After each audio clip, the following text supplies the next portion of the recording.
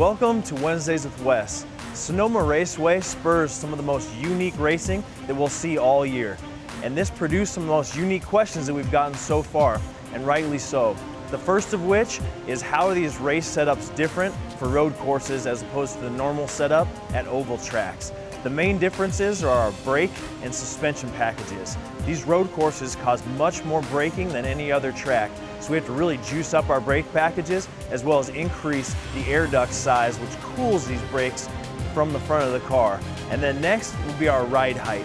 Clearing the berms on these turns, the 12 turns that we have at Sonoma, makes it so we have to increase the ride height of these cars. Now also, the suspension package needs to be adjusted as well. We droop these chains and have softer springs on both sides. Now we stagger these cars straight up. When we're turning right and left and not just left, we have to bring the camber on these front wheels straight up to counter this. Our top question this week comes from Brandon Adams, and it was concerning the decision to stop 2 or 3 times at the road course race in Sonoma.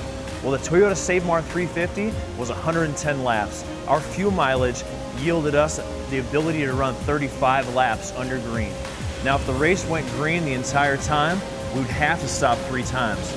And as we know, this never happens. So what we do at road courses, we backtrack the race. We go from lap 110, which would be the finish, subtract 35 laps. And if we get there under green or not, we will stop at that time, because we know we can make it to the end of the race. Damage and tire wear always affects this decision. If everything goes great, you say, hey, we'll only stop twice today. All of our teams, we stop more than that, because the way the Toyota Safemar 350 ran out this year, there was a lot of damage and a lot of tire wear. This yielded us to stop upwards of 5 times. Now the 55 pit crew this week was on fire, literally. We spilled some gas after transitioning from the right to left. Now every time you unplug one of these gas cans from the car, once it's full of gas, the gas will spray out onto the ground. Now this Sunoco fuel that we use is extremely high octane, making it very, very flammable.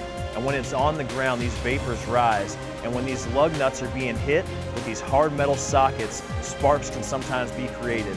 And that's what happened this week at Sonoma.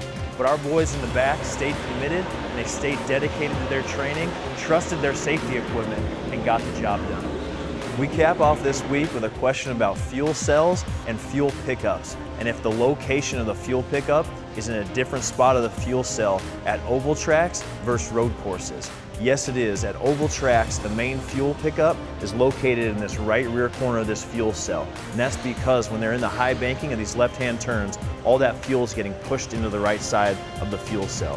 Where at road course races, the main pickup is located in the center of the cell, because with the constant switch from right-hand to left-hand turns, the fuel is actually sloshing around inside this cell, making most of it in the center.